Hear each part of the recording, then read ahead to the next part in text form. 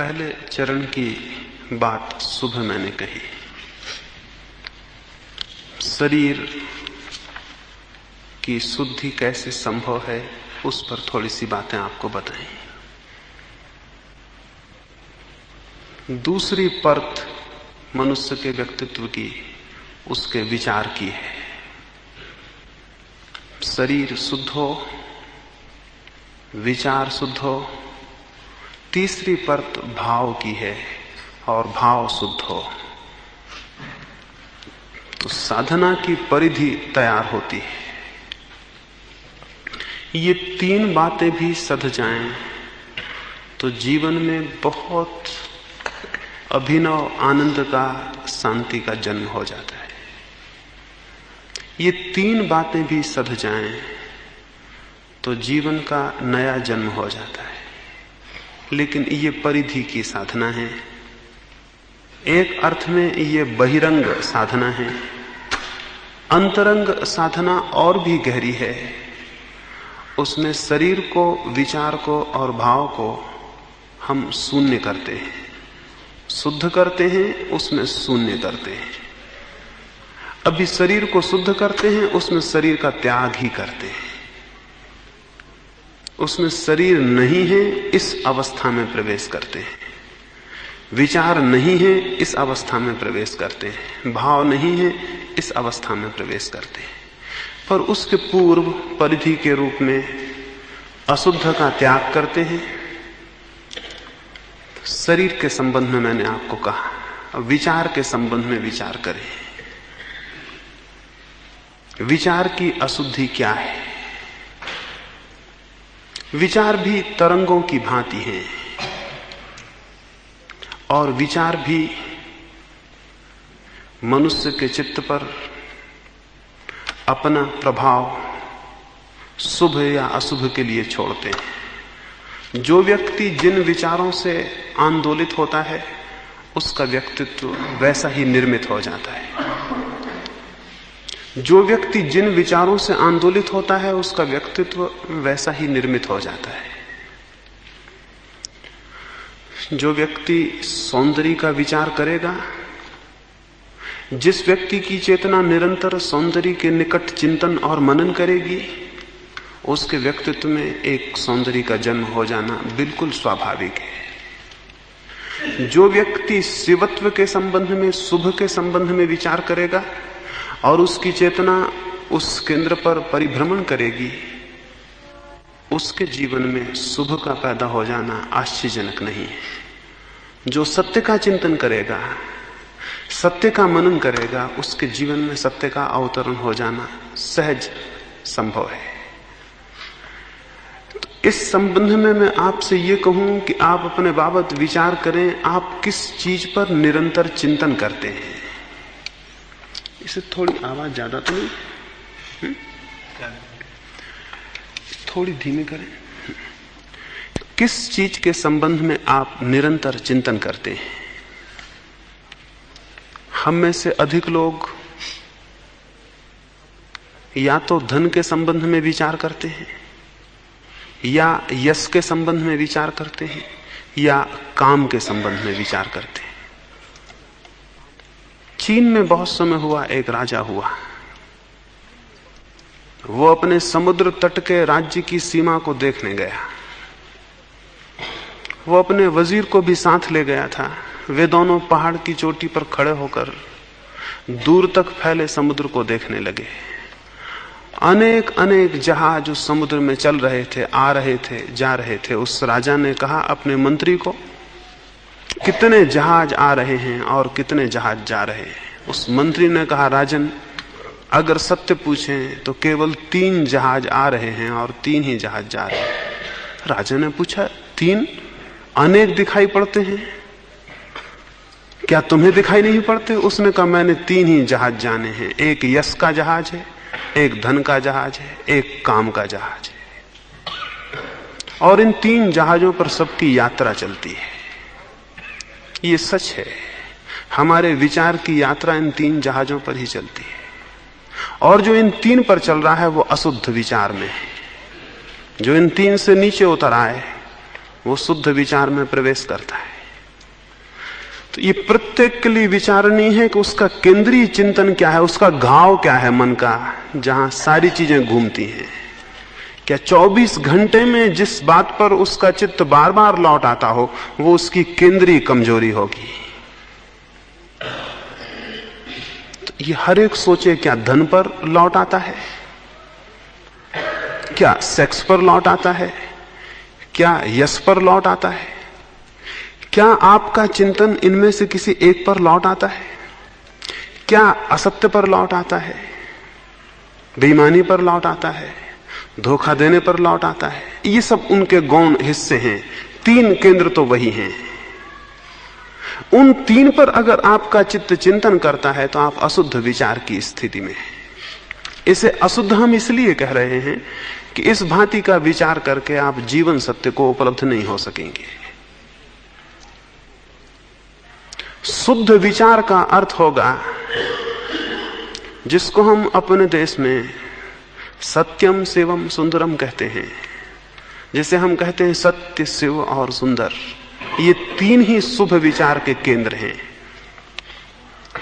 काम, यश और धन ये अशुभ विचार के केंद्र हैं।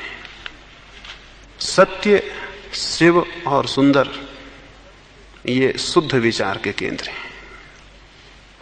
कितना आप सत्य के संबंध में चिंतन करते हैं? करते हैं चिंतन सत्य के संबंध में? कभी सोचते हैं सत्य क्या है?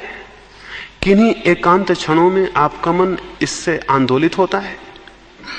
कभी ये बात आपके मन को पीड़ित करती है कि सत्य क्या है? कभी आपके मन को होता है जाने कि सुंदर क्या है? कभी आपके मन को होता है कि जाने कि शुभ क्या है? अगर ये विचार आपके मन को आंदोलित नहीं करते हैं तो आपकी विचार स्थिति अशुद्ध है और उस अशुद्ध विचार स्थिति में समाधि में प्रवेश नहीं होगा। अशुद्ध विचार बाहर ले जाता है और शुद्ध विचार भीतर लाता है। अशुद्ध विचार की दिशा बहिर्गामी है और अधोगामी है और शुभ विचार या शुद्ध विचार की दिशा अंतर्गामी है और ऊर्ध्वगामी है। यह असंभव है कि कोई व्यक्ति सत्य का विचार करे, सुंदर का विचार करे, शुभ का विचार करे।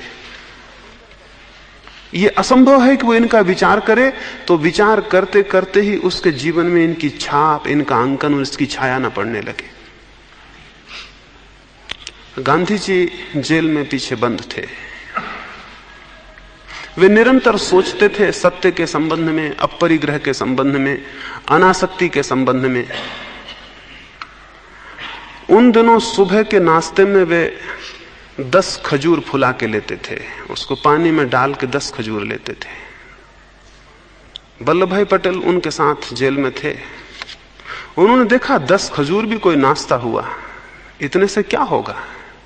तो उन्होंने वही फुलाते थे उन खजूरों को। उन्होंने एक दिन 15 खजूर फुला दिए और उन्होंने कहा पता भी क्या चलेगा इस बूढ़े आदमी को कि कितने थे, 10 थे कि 15, से खा लेंगे। गांधी जी ने देखा कि कुछ खजूर ज्यादा हैं। उन्होंने कहा कि वल्लभ भाई इनकी गिनती करो।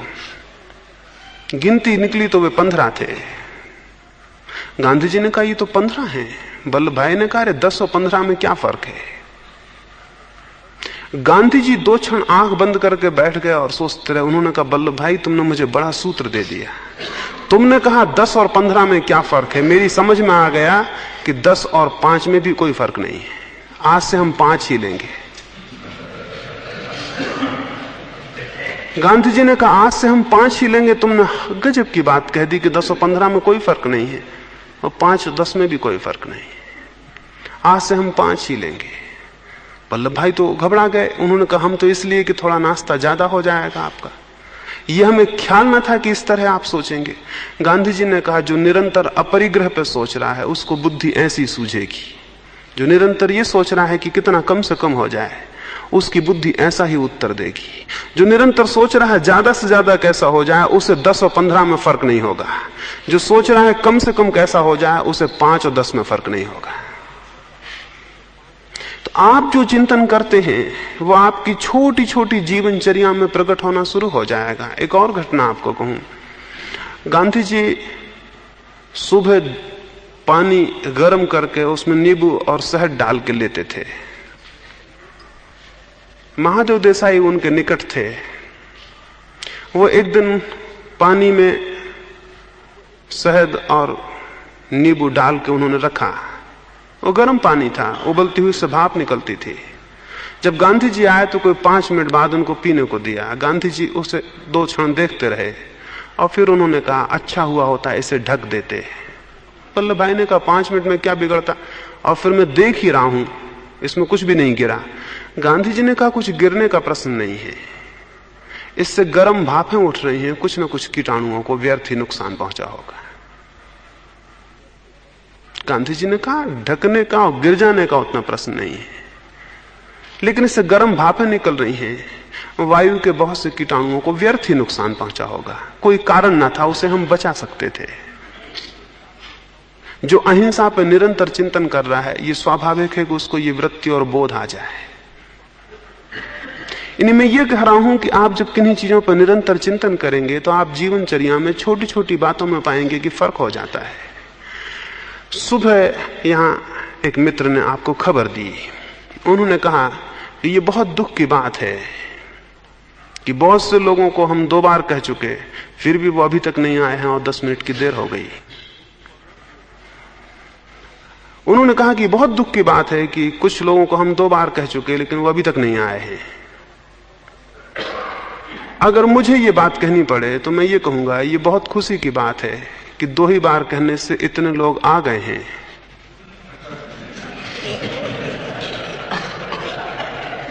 और मैं ये कहूंगा कि ये और भी ज्यादा खुशी की बात होगी कि जो नहीं आए हैं वो भी आ जाएं। ये अहिंसात्मक ढंग होगा और वो हिंसात्मक ढंग था, उसमें हिंसा है। तो मैं ये कह रहा हूं कि अगर आप विचार करेंगे, शुद्ध चिंतन के थोड़े से केंद्र बनाएंगे, तो आप पाएंगे आपकी छोटी छोटी चीजों में अंतर पड़ना शुरू हो जाएगा। आपकी वाणी तक अहिंसक हो जाएगी, आपका उठना बैठना अहिंसक हो जाएगा। आपके चिंतन के केंद्र आपके जीवन को प्रभावित करेंगे। स्वाभाविक है, जो जैसा विचारता है वैसा हो जाता है। विचार बड़ी अद्भुत शक्ति है।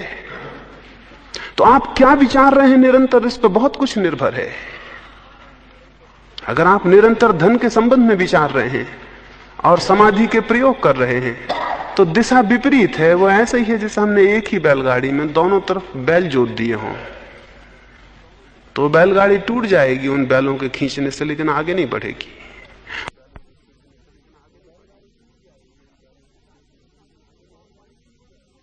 विचार की दिशा शुद्ध हो तो आप पाएंगे बड़ी छोटी छोटी चीजों में अंतर पड़ना शुरू हो जाता है। बहुत बड़ी बड़ी बातें नहीं है जीवन में, जीवन बड़ी छोटी छोटी बातों से बनता है। जीवन बड़ी छोटी छोटी घटनाओं से बनता है। आप कैसे उठते हैं, कैसे बैठते हैं, कैसा बोलते हैं, क्या बोलते हैं, इस पर बहुत कुछ निर्भर होता है, बहुत कुछ निर्भर होता है। और इन सारी बातों का जो केंद्र है, जहां से सबका जन्म होता है, वो विचार है। तो विचार को सत्योन्मुख, शिवोन्मुख और सौंदर्योन्मुख होना चाहिए। निरंतर जीवन में ये स्मरण बना रहे कि हम सत्य का चिंतन करें। समय जब मिले तो हम सत्य पर थोड़ा विचार करें, सौंदर्य पर थोड़ा विचार करें, शुभ पर थोड़ा विचार करें। और इसके पहले कि हम कोई काम करने में प्रवृत्त हों, एक क्षण रुक जाएं और सोचें कि हम जो करेंगे वो सत्य, सुंदर और शुभ के अनुकूल होगा या प्रतिकूल होगा। जब कोई विचार मन में चलने लगे तो हम सोचें कि ये जो धारा चल रही है, ये विचार की धारा शुभ के, सत्य के, सुंदर के अनुकूल है या कि प्रतिकूल है। यदि ये प्रतिकूल है तो इस धारा को खंडित कर दें, इसका साथ छोड़ें। ये धारा लाभ की नहीं है, ये जीवन को गड्ढे में ले जाएगी, ये जीवन को नीचे ले जाएगी। तो इसको स्मरण पूर्वक देखें कि आपकी विचार की परतों की धारा कैसी है, और उसे साहस से, प्रयास से और श्रम से और संकल्प पूर्वक शुभ और सत्य की ओर उन्मुख करें। अनेक बार ऐसा लगेगा कि हम तय भी नहीं कर पाएंगे कि सत्य क्या है, अनेक बार ऐसा लगेगा कि हम तय भी नहीं कर पाएंगे कि शुभ क्या है। हो सकता है आप तय न कर पाएं, लेकिन आपने विचार किया, तय करने की चेष्टा की, ये भी काफी मूल्यवान है और आप में फर्क लाएगा। और जो निरंतर चिंतन करेगा वो धीरे धीरे उस दिशा को अनुभव कर लेता है कि उसे पता चले कि शुभ क्या है या सत्य क्या है। तो प्रत्येक विचार को, प्रत्येक वाणी को, प्रत्येक क्रिया को करने के पूर्व एक क्षण रुक जाएं, इतनी जल्दी कुछ भी नहीं है, और देखें कि मैं जो कर रहा हूं उससे क्या प्रकट हो रहा है, उसमें क्या जाहिर हो रहा है, उसमें कौन सी घटना घट रही है। इसका सतत चिंतन साधक को जरूरी है। तो मैं पहला तो बुनियादी जो विचार शुद्धि की बात है वो ये है कि हमारी दिशा के केंद्र क्या हैं चिंतन के। अगर वे केंद्र आप में नहीं हैं जिनकी मैं बात कर रहा हूं तो उन केंद्रों को जगाना होगा। आप जान के हैरान होंगे, अगर सत्य, शिव या सुंदर में से एक भी केंद्र आप में जग जाए तो दो केंद्र अपने आप जगने शुरू हो जाएंगे। और यह भी मैं आपको उल्लेख कर दूं कि 3 तरह के लोग होते हैं जगत में। एक वे लोग होते हैं जिनके भीतर सत्य के केंद्र के विकसित होने की शीघ्र संभावना होती है। एक वे लोग होते हैं जिनके भीतर शुभ के केंद्र के विकसित होने की शीघ्र संभावना होती है। और एक वे लोग होते हैं जिनके भीतर सौंदर्य के विकसित होने की शीघ्र संभावना होती है। यह हो सकता है आप में से सबके केंद्र अलग हों, लेकिन अगर एक केंद्र भी जग जाए तो दो अपने आप जगने शुरू हो जाते हैं। अगर कोई व्यक्ति सौंदर्य को ठीक से प्रेम करने लगे तो असत्य नहीं बोल सकता, क्योंकि असत्य बोलना बड़ी असुंदर बात है, बड़ी कुरूप बात है। अगर कोई व्यक्ति सुंदर को ठीक से प्रेम करने लगे तो अशुभ कृत्य नहीं कर सकता, क्योंकि अशुभ कृत्य कुरूप होता है। यानी वो इसलिए चोरी नहीं कर सकता कि चोरी करना बड़ा कुरूप कृत्य है। तो अगर उसकी सौंदर्य के प्रति भी पूरी आकांक्षा पैदा हो जाए तो भी बहुत कुछ हो जाएगा। एक बार गांधी जी रविन्द्रनाथ के वहां मेहमान थे। रविन्द्रनाथ बूढ़े हो गए थे। वे तो सौंदर्य के साधक थे। उन्होंने सत्य से और शुभ से उन्हें कोई मतलब ना था। इस अर्थ में मतलब नहीं था कि वे उनकी सीधी दिशा नहीं थे, वे सौंदर्य के साधक थे। गांधी जी वहां मेहमान थे। संध्या को दोनों घूमने निकलने को थे। तो रविन्द्रनाथ ने कहा 2 क्षण रुके, मैं थोड़ा बाल संवार के आया। गांधी जी ने कहा क्या बेहूदी बात, बाल संवारना। गांधी जी उनको साफ ही कर चुके थे, संवारने की झंझट ही खत्म हो गई। और इस बुढ़ापे में बाल संवारना, ये तो बड़ी अजीब और गांधी जी के लिए बड़ी असोचनीय बात थी। वो बड़े गुस्से में खड़े रहे, लेकिन अब रविन्द्रनाथ को कुछ कह भी नहीं सकते थे। रविन्द्रनाथ भीतर गए तो 2 मिनट बीते, 5 मिनट बीते, 10 मिनट बीते। गांधी जी हैरान हुए कि कैसे बाल संवारे जा रहे हैं। उन्होंने खिड़की से झांका तो वो आदमकद आईने के सामने खड़े हैं और बाल संवारे ही चले जाते हैं। गांधी जी की बर्दाश्त के बाहर हुआ। उन्होंने कहा कि मैं समझ नहीं पा रहा हूं ये आप क्या कर रहे हैं। घूमने का वक्त निकला जा रहा है और बाल भी क्या संवारने, और इस बुढ़ापे में बाल क्या संवारने। रविन्द्रनाथ बाहर आए और रविन्द्रनाथ ने कहा जब मैं युवा था तो बिना संवारे भी चल जाता था, और अब मैं हो गया बूढ़ा, अब बिना संवारे नहीं चलेगा। रविन्द्रनाथ ने कहा जब मैं युवा था तो बिना बाल संवारे भी चल जाता था, अब मैं हो गया बूढ़ा, इसलिए बिना संवारे नहीं चलेगा। और ये ना सोचें कि मैं सुंदर होने को उत्सुक हूं, केवल इतना ही है कि किसी को कुरूप दिख के उसको दुख देने का कारण न बनूं। रविन्द्रनाथ ने कहा कि ये ना सोचें कि मैं सुंदर दिखने को उत्सुक हूं। ये देह जिसको मैं सुंदर बना के घूम रहा हूं कल राख हो ही जाने वाली है। कल ये चिता पे चढ़ेगी और जल जाएगी, वो मैं जानता हूं। लेकिन किसी की आंख में कुरूपता खटके ना, किसी को दुख का कारण ना बन जाऊं, इसलिए ये सारी उत्सुकता है। ये सौंदर्य का साधक यूं सोचेगा। कुरूपता दूसरे के लिए प्रतिहिंसा है, फिर वो कुरूपता किसी भी तरह की हो, फिर चाहे वो व्यवहार की हो और चाहे वाणी की हो और चाहे कैसी हो। तो मैं आपको यह कहूंगा कि अगर आप में सुंदर होने की उत्सुकता है तो पूरी तरह सुंदर हो जाइए। पूरी तरह सुंदर हो जाइए कि सर्वांग जीवन सुंदर हो जाए। तो मैं ये नहीं कहता कि जो बाल संवार रहे हैं वो बुरा कर रहे हैं, मैं उनसे यही कहता हूं कि बाल जरूर संवारें, और भी बहुत कुछ है जो संवार लें। मैं नहीं कहता आप आभूषण पहन के निकले हैं तो बुरा कर रहे हैं, मैं ये कहता हूं आभूषण पहने ये तो अच्छा किया, लेकिन सच्चे आभूषण भी पहन लें। मैं ये नहीं कहता कि आप शुभ्र वस्त्र पहन के आए हैं तो बुरा किया, बहुत अच्छा किया। शुभ्र वस्त्र पहने ये तो ठीक ही किया, शुभ्र अंतस भी हो जाए। तो सुंदर को पूरा साधें तो आप पाएंगे कि सत्य और शुभ उसमें अपने आप समाविष्ट हो जाएंगे। जो शिवत्व को साधेगा वो भी सुंदर को और सत्य को उपलब्ध हो जाएगा, जो सत्य को साधेगा वो भी दोनों को उपलब्ध हो जाएगा, वो भी दोनों को उपलब्ध हो जाएगा। इन तीन में से कोई भी आपकी दिशा हो, कोई भी आपके रुचि का केंद्र बनता हो, उसको केंद्र बना लें और अपने विचार को उसकी परिधि पर घूमने दें और उससे अंतः प्रभावित होने दें। एक केंद्र चुने इन तीन में से और उसे साधें, और जीवन के सर्वांगीण विधियों में, व्यवहारों में, आचार में और व्यवहार में उसे साधें। तो आप धीरे धीरे एक अद्भुत बात अनुभव करेंगे। जैसे जैसे वो केंद्र सधने लगेगा, वैसे वैसे आपके जीवन की विकृतियां और अशुद्ध विचार विलीन होने लगेंगे। मैं आपको ये नहीं कहता हूं बहुत जोर से कि आप धन का चिंतन छोड़ें। मैं आपसे ये कहता हूं आप शुभ का, सुंदर का और सत्य का चिंतन प्रारंभ करें। जब आप सुंदर का चिंतन प्रारंभ करेंगे तो आप धन का चिंतन नहीं कर सकेंगे, क्योंकि धन के चिंतन से ज्यादा कुरूप और कोई स्थिति नहीं है। जब आप सुंदर का चिंतन करेंगे तो आप सेक्स का चिंतन नहीं कर सकते हैं, क्योंकि उससे ज्यादा कुरूप चित्त की और कोई स्थिति नहीं है।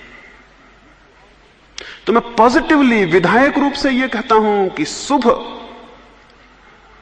शुद्ध विचार के किसी केंद्र पर अपनी ऊर्जा को और अपनी शक्ति को संलग्न होने दें। आप पाएंगे आपकी शक्ति व्यर्थ के केंद्रों से सरकती चली आ रही है, उसने वहां से हाथ छोड़ दिए हैं। स्मरण पूर्वक जो अशुद्ध है उसे छोड़ना, और स्मरण पूर्वक जो शुद्ध है उस पर अपने को स्थिर करना और स्थापित करना है। विचार शुद्ध होगा तो जीवन में फिर बहुत गहरी गति होगी। ये विचार की मूल बात है। विचार शुद्धि के लिए विचार की ये मूल बात है। फिर कुछ और बातें हैं जो गौण हैं, वो भी मैं आपको स्मरण दिला दूं। विचार के शुद्ध होने के लिए महत्वपूर्ण है कि आप ये जानें कि आपके भीतर सारे विचार बाहर से आते हैं। कोई विचार आपके भीतर नहीं होता, सारे विचार आपके पास बाहर से आते हैं। विचार की खूंटियां भीतर होती हैं, विचार बाहर से आते हैं। ये जरा समझ लें, विचार बाहर से आते हैं, खूंटियां भीतर होती हैं। अगर किसी व्यक्ति ने धन का चिंतन किया है तो धन के विचार तो बाहर से आते हैं, केवल धन के विचार करने की जो कामना है उसकी खूंटी भर भीतर होती है। विचार बाहर से आकर उस खूंटी पर टंग जाते हैं। जो सेक्स का चिंतन करता है, सेक्स की खूंटी तो भीतर होती है, विचार बाहर से आकर उस पर टंग जाते हैं। जो जिस बात का चिंतन करता है उसकी सिर्फ खूंटी भीतर होती है, विचार हमेशा बाहर से आके टंग जाते हैं। आपके पास जितने विचार हैं वो सब बाहर से आए हुए हैं। विचार की शुद्धि के लिए ये जानना जरूरी है कि विचार जो बाहर से हमारे भीतर आ रहे हैं वो अविवेकपूर्ण रीत से भीतर ना आए। हम सजग हों और जिसको भीतर आने देना चाहते हो वही हमारे भीतर आए, शेष को हम बाहर फेंक दें। मैं भी पीछे कहता था अगर मेरे घर में कोई कचरा फेंक देगा तो मैं उससे झगड़ने जाऊंगा, लेकिन मेरे दिमाग में अगर कोई कचरा फेंकता है तो मैं झगड़ने नहीं जाता।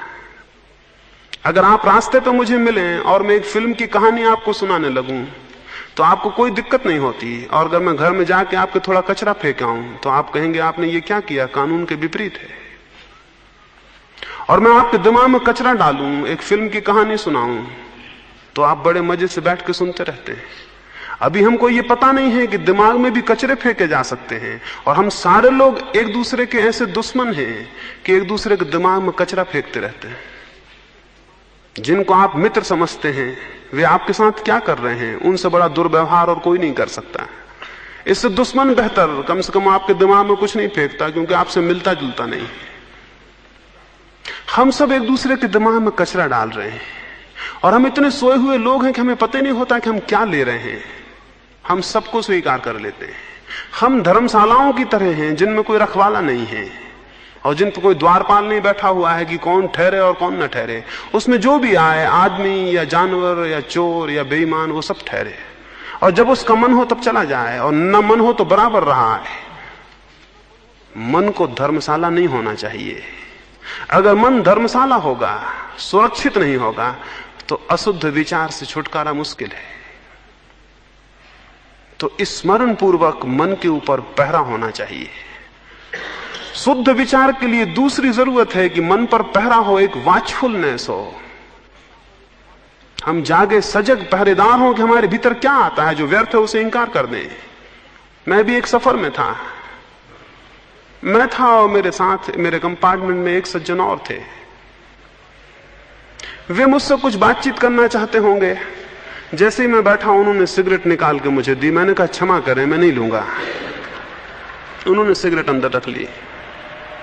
फिर थोड़ी देर बाद उन्होंने पान निकाला और मुझसे कह लीजिए। मैंने कहा माफ करें, मैं नहीं लूंगा। वो फिर पान रख के बैठ गए। फिर उन्होंने अपना अखबार उठाया, बोला इसको पढ़िएगा। मैंने कहा क्षमा करें, मैं नहीं पढ़ूंगा। वो बोले बड़ा मुश्किल है, हम आपको कुछ भी देते हैं, आप नहीं लेते। वो मुझसे बोले हम आपको कुछ भी देते हैं, आप कुछ भी नहीं लेते। मैंने कहा कि जो कुछ भी ले लेते हैं वो नासमझ हैं,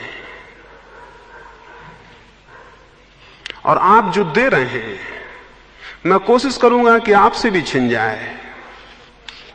मैं तो उसे नहीं लूंगा, आपसे भी छिन जाए, ये कोशिश करूंगा। आप क्या करते हैं? अगर खाली बैठे हैं, अखबार उठा के पढ़ने लगेंगे, क्योंकि खाली बैठे हैं। तो खाली बैठे रहना बेहतर है बजाय कचरा इकट्ठा करने से। खाली बैठे रहना बुरा नहीं है। कुछ ऐसे पागल हैं जो ये कहते हैं कि कुछ ना कुछ करना ना करने से अच्छा है। ये गलत है। कुछ भी गलत करने से ना करना हमेशा बेहतर है।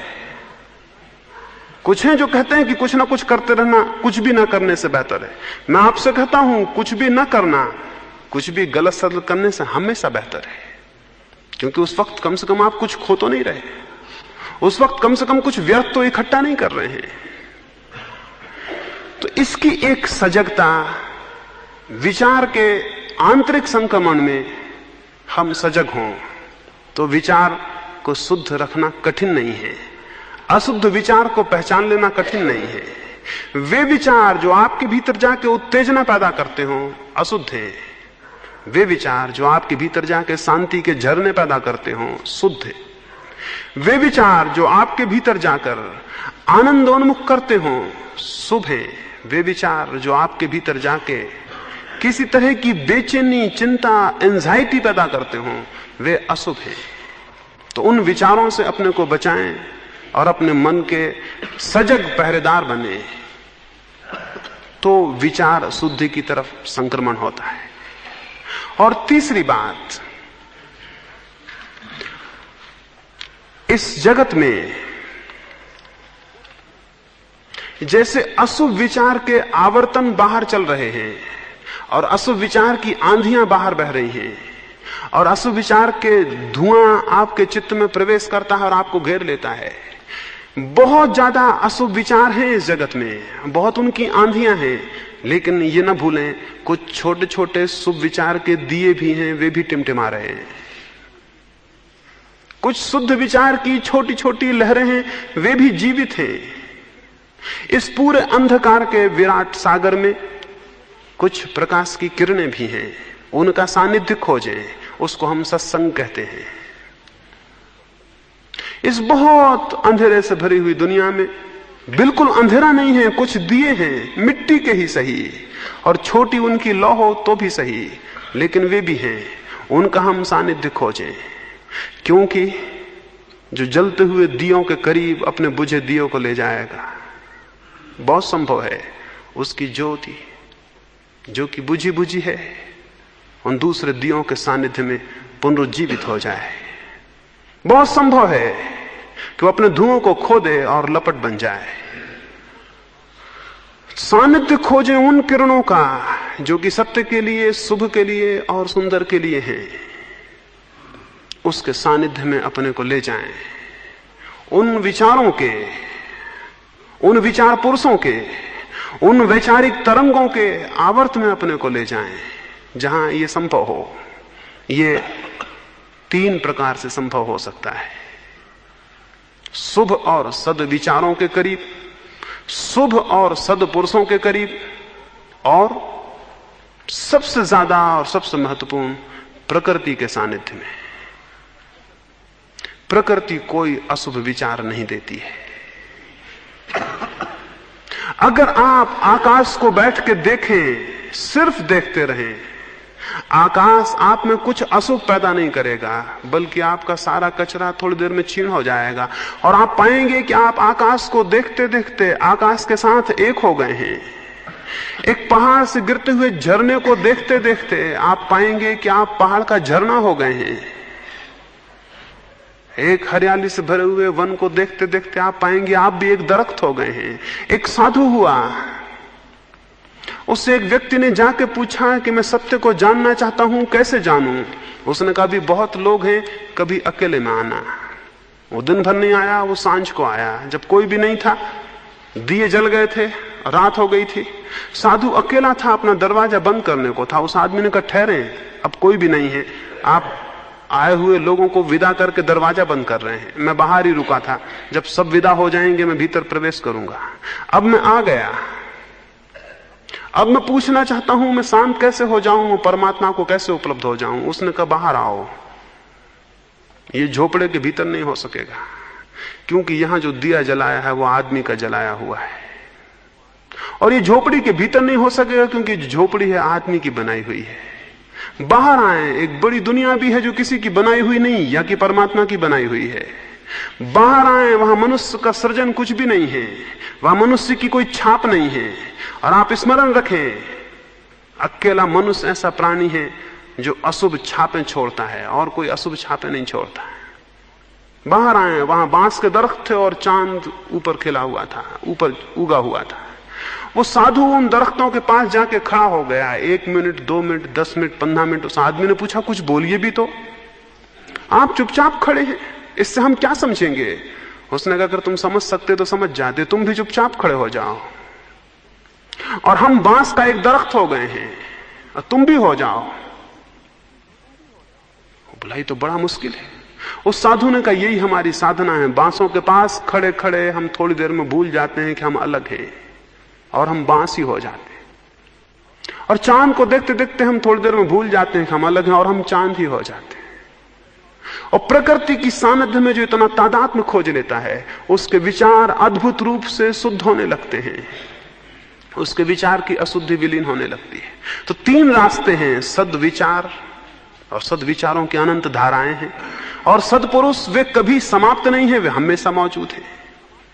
लेकिन हम कुछ ऐसे अंधे हैं कि हम केवल मुर्दों के पूजने के आदी हैं, और हम ऐसे अंधे हैं कि जीवित कोई व्यक्ति हमारे लिए कभी सद हो ही नहीं सकता। सिर्फ मुर्दे हमारे लिए सद होते हैं, और मुर्दों से सत्संग बड़ा मुश्किल है। और दुनिया में जितने धर्म हैं वो सब मुर्दों के पूजक हैं, जीवित का पूजक करीब करीब कोई भी नहीं है। और वो सब मरे हुओं को पूजते हैं, और सबको ये भ्रम है कि जितने सत्पुरुष होना थे वो सब हो चुके, आगे कोई भी नहीं होगा। और सबको ये भ्रम है कि जो जीवित हो वो सत कैसे हो सकता है। हमेशा जमीन पर सद्पुरुष उपलब्ध हैं, वे जगह जगह मौजूद हैं, आंखें हो तो पहचाने जा सकते हैं। फिर बड़ी बात तो यह है कि अगर वे पूरे सद ना भी हों आपकी तुलना में और आपकी कल्पना में, तो भी आपको उनके असद से क्या लेना है। एक फकीर था, उसने कहा कि मैंने आज तक जिनके पास भी गया सबसे सीखा। किसी ने पूछा ये कैसे हो सकता है, एक चोर से क्या सीखिएगा? उसने कहा एक बार ऐसा हुआ, हम एक चोर के घर में मेहमान थे, और ऐसा हुआ कि वो चोर के घर हम 1 महीना मेहमान थे। वो रोज रात को चोरी करने निकलता, 4 बजे 3 बजे वापस लौटता। हम उससे पूछते कहो कुछ हुआ? वो हंस के कहता आज तो कुछ नहीं हुआ, शायद कल हो। 1 महीना वो चोरी नहीं कर पाया। कभी दरवाजे पे सैनिक मिल गया, कभी लोग घर में जगे थे, कभी ताला नहीं तोड़ पाया, कभी भीतर भी घुसा, खजाने तक नहीं पहुंच पाया। और वो चोर रोज रात को थका हुआ लौटता और हम उससे पूछते कि कहो कुछ हुआ? वो कहता आज तो नहीं हुआ, लेकिन कल शायद हो। हमने उससे ये सीख लिया। हमने सीख लिया कि जब आज न हो तो फिक्र मत करना, याद रखना कि कल हो सकता है। और एक चोर जो चोरी करने गया, निपट खराब काम करने गया, वो भी इतनी आशा से भरा है। तो उस फकीर ने कहा उन दिनों हम परमात्मा की तलाश में थे, हम परमात्मा की चोरी में लगे थे। हम भी वहां दीवारें खटखटा रहे थे और दरवाजे टटोल रहे थे, कोई रास्ता नहीं मिलता था। हम थक गए थे और निराश हो गए थे और हमने सोचा था फिजूल है, सब छोड़ें। लेकिन उस चोर ने हमको बचा लिया और उसने कहा आज नहीं हुआ, कल शायद होगा। और हमने ये सूत्र बना लिया कि आज नहीं होगा तो कल शायद होगा। फिर वो दिन आया कि बात घटित हुई, चोर ने चोरी कर ली और हमने भी परमात्मा चुरा लिया। तो सवाल ये नहीं है कि आप सदपुरुष से ही सीखेंगे, सवाल यह है कि सीखने की बुद्धि और समझ हो तो ये सारे जगत में सदपुरुष भरे हुए हैं। और अगर वो ना हो तो महावीर के करीब से भी लोग निकले जिनने समझा कि ये कोई लफंगा है, कोई नंगा है, न मालूम कौन है, पागल है। महावीर के करीब से लोग निकले हैं। और आप जो सुनते हैं लोग कहते हैं फला आदमी नंगा लुच्चा है, ये सबसे पहले महावीर के लिए प्रयुक्त हुआ शब्द है, क्योंकि वो नंगे थे और केस लुंज करते थे, इसलिए नंगे लुच्चे कहलाते थे। लोग कहते थे नंगा लुच्चा है। अब वो शब्द गाली है। आज अगर आपसे कोई कह देगा आप गुस्से में आ जाएंगे, लेकिन वो नग्न और केस लुंज करने वाले साधु महावीर के लिए सबसे पहले प्रयुक्त हुआ था। तो महावीर के करीब से निकलने वाले लोग थे जिनने समझा कि न मालूम कौन फालतू आदमी है। ऐसे लोग थे जिन्होंने उनको मारा, ठोका और समझा कि कोई बेईमान है, कोई ठग है, कोई जासूस है। ऐसे लोग हुए जो महावीर को नहीं समझ सके। ऐसे लोग हुए जिन्होंने क्राइस्ट को सूली पर लटका दिया, ये समझ के कि कोई झूठ बातें बोलता है। ऐसे लोग हुए जिन्होंने सुकरात को जहर पिला दिया। और वे लोग उस दिन हुए ऐसा मत सोचना, वो सब आपके भीतर मौजूद हैं, यही लोग थे। अभी आपको मौका मिल जाए तो सुकरात को जहर पिला देंगे, और मौका मिल जाए तो क्राइस्ट को सूली पर लटका देंगे, और मौका मिल जाए तो महावीर को देख के आप हंसने लगेंगे कि कैसे पागल आदमी है। लेकिन चूंकि वो मर गए, मुर्दों को आप पूज लेते हैं, उनसे कोई दिक्कत नहीं है। जो जिंदा हैं उनको पूजना बड़ा मुश्किल है, उनको मानना, उनको समझना बड़ा मुश्किल है। तो अगर सद की खोज हो तो सारा जगत सदपुरुषों से हमेशा भरा हुआ है। ऐसा कभी नहीं हुआ है, न कभी होगा। और जिस दिन यह हो जाएगा कि सदपुरुषों की परंपरा खंडित हो जाएगी, उस दिन आगे कोई सदपुरुष नहीं हो सकेगा, क्योंकि वो धारा टूट जाएगी, वो रेगिस्तान में विलीन हो जाएगी। वो मोटी और पतली हमेशा बह रही है वो धारा, उससे परिचित होना, संबंधित होना। और उसके लिए रास्ता ये नहीं है कि आपको कोई जब बिल्कुल ही परम व्यक्ति मिलेगा तब आप समझेंगे। आपकी आंख खुली रखें, छोटी छोटी घटनाओं में समझना हो सकता है। एक बाबत में पढ़ता था, एक साधु के बाबत। वो 60 वर्ष की उम्र तक व्यवसाय करते रहे। उनका नाम, घर का नाम राजा बाबू था। वृद्ध हो गए तो भी लोगों ने राजा बाबू कहते। एक दिन सुबह सुबह वो घूमने निकले थे। सुबह अभी सूरज नहीं उगा है, वो गांव के बाहर घूमने गए हैं। एक स्त्री अपने घर में एक बच्चे को जगा रही है, उससे कह रही कि राजा बाबू कब तक सोए रहोगे, अब सुबह हो गई, उठो। वो बाहर छड़ी लिए हुए चले जा रहे थे, उन्हें सुनाई पड़ा कि राजा बाबू कब तक सोए रहोगे, अब तो सुबह हो गई, अब तो उठो। और उन्होंने ये सुना और वो वापस लौट आए। उन्होंने घर जाके कहा कि अब मुश्किल है, आज उपदेश मिल गया, आज सुनाई पड़ गया कि राजा बाबू कब तक सोए रहोगे, अब तो सुबह भी हो गई, अब उठो। उन्होंने कहा आज तो बस बात समाप्त हो गई। अब ये किसी स्त्री ने न मालूम किस बच्चे को सुबह उठाने के लिए कहा था, लेकिन जिसके पास आंख थी उसके लिए उपदेश बन गया। और ये हो सकता है कि कोई आपको उपदेश दे रहा हो और आपके पास कान और आंख ना हो और आप बैठे सुनते रहें और समझें कि शायद किसी और से कहता होगा। तो सद का संपर्क, सद की आकांक्षा, सद की तलाश, अन्वेषण और सत विचारों का जीवन में प्रवेश, प्रकृति का सानिध्य, ये सद विचार के लिए, शुद्ध विचार के लिए उपयोगी शर्तें और भूमिकाएं हैं। ये थोड़ी सी बातें मैंने विचार शुद्धि के लिए कहीं। इसको एक अनिवार्य अंग समझ के प्रयोग करना है जीवन भर। कोई आज और कल की बात नहीं है। कोई धर्मों के शिविर नहीं हो सकते कि 3 दिन में बात आई और समाप्त हो गई। धर्मों की कोई ऐसी ट्रेनिंग नहीं हो सकती कि 3 दिन हम मिले और मामला खत्म हो गया। अधर्म ऐसी बीमारी है कि जीवन भर चलती है, इसलिए धर्म का शिविर भी जीवन भर ही चलना पड़ेगा, कोई रास्ता नहीं है।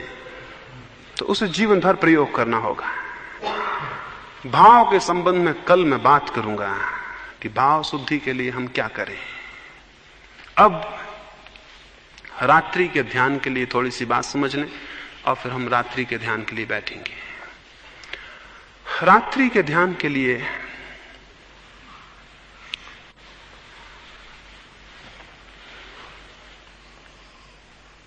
सबसे पहले तो हम संकल्प करेंगे, जैसा सुबह के ध्यान में किया। 5 बार संकल्प करेंगे। फिर 5 बार के बाद थोड़ी देर तक जैसे सुबह भाव किया वैसा भाव करेंगे। उसके बाद सब लोग लेट जाएंगे। तो सब लोग पहले से लेट जाएंगे, अपनी अपनी जगह पर चुपचाप लेट जाएंगे। लेटने के बाद अंधकार हो जाएगा। फिर हम अपने शरीर को शिथिल करेंगे। पीछे जो शिविर में थे वहां हमने शरीर को इकट्ठा शिथिल किया था। हो सकता है कुछ लोगों का इकट्ठा शिथिल नहीं हो पाता है, इसलिए उनके लिए और सरल रास्ता मैं सुझाता हूं। शरीर में योग की दृष्टि से 7 चक्र होते हैं। शरीर में योग की दृष्टि से 7 चक्र होते हैं।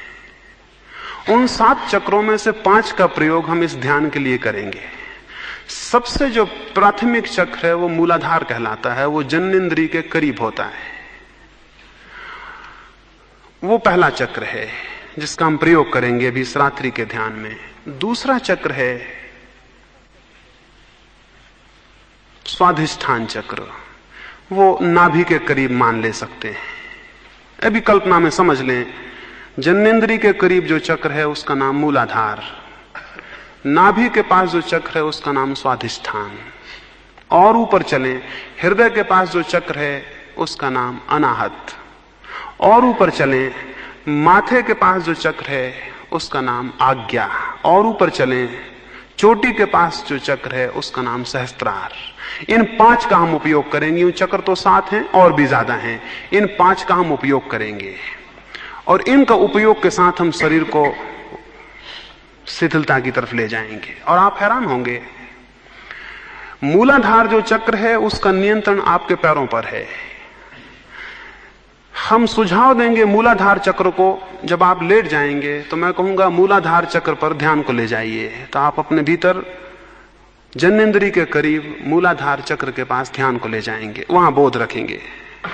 फिर मैं कहूंगा मूलाधार चक्र को शिथिल छोड़ दीजिए और उसके साथ ही दोनों टांगों को शिथिल छोड़ दीजिए। आप भीतर भाव करेंगे कि मूलाधार चक्र शिथिल हो रहा है, मूलाधार चक्र शिथिल हो रहा है और पैर शिथिल होते जा रहे हैं। आप थोड़ी देर में पाएंगे कि पैर दोनों मुर्दे की तरह लटक के शिथिल हो गए हैं। जब पैर शिथिल हो जाएंगे तो हम ऊपर की तरफ बढ़ेंगे। दूसरे चक्र स्वाधिष्ठान को नाभि के पास मैं कहूंगा ध्यान को नाभि के पास ले आएं।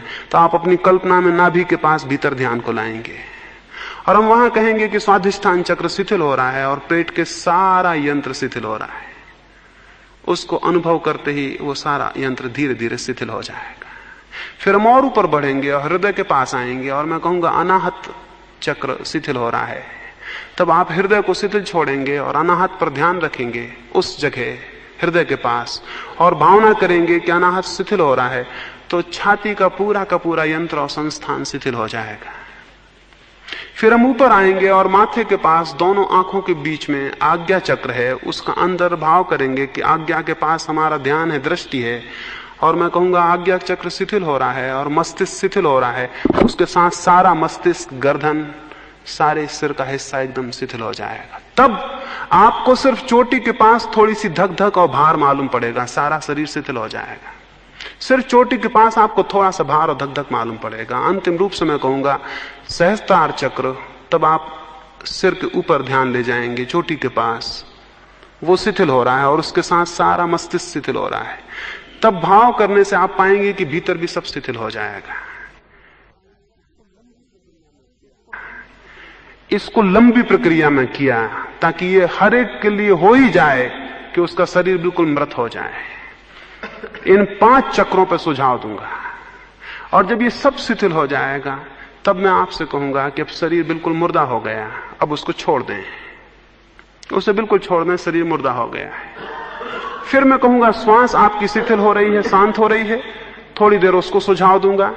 उसके बाद सुझाव दूंगा कि मन बिल्कुल शून्य हो रहा है। ये 3 सुझाव देंगे, पहले चक्रों के लिए, दूसरा प्राण श्वास के लिए, और तीसरा विचार के लिए। इस पूरी प्रक्रिया में करने के बाद आपसे कहूंगा 10 मिनट के लिए सब शून्य हो गया। उस शून्य में आप भीतर पड़े हुए सिर्फ बोध मात्र आपका रहेगा, एक ज्योति जलती रहेगी बोध की, और आप चुपचाप पड़े रहेंगे। सिर्फ वो बोध मात्र रहेगा, सिर्फ होश पर रहेगा कि मैं पड़ा हूं। इसमें यह हो सकता है कि शरीर जब बिल्कुल मुर्दा सा मालूम होने लगे, जो कि मालूम होगा क्योंकि चक्रों के प्रयोग के साथ शरीर एकदम मुर्दा होगा, तो घबराना नहीं है किसी को। अगर ऐसा लगने लगे कि शरीर बिल्कुल मुर्दा है तो घबराना नहीं है, ये बड़ा शुभ है, ये बहुत शुभ है। जो जीते जी अपने शरीर के मुर्दे होने को अनुभव कर लेगा, वो धीरे धीरे मृत्यु के भय से मुक्त हो जाता है। तो उसमें घबराना नहीं है। कोई भी अनुभूति मालूम हो, कोई प्रकाश आलोक मालूम हो, शांति मालूम हो, उसको चुपचाप देखते रहना है और शांत शून्य में पड़े रहना है। ये अनिवार्य है। इन 3 प्रक्रियाओं में संकल्प, भाव और फिर ध्यान, ये रात्रि का ध्यान होगा। मैं समझता हूं आप मेरी बात समझ गए होंगे। तो अब सब इतने दूर बैठ जाएं लोग कि पहले तो हम अपनी जगह बना लें कि आप लेट सकेंगे। सब इतने दूर बैठ जाएं, सारी जगह का उपयोग कर लें, कोई बैठा हुआ नहीं रहेगा।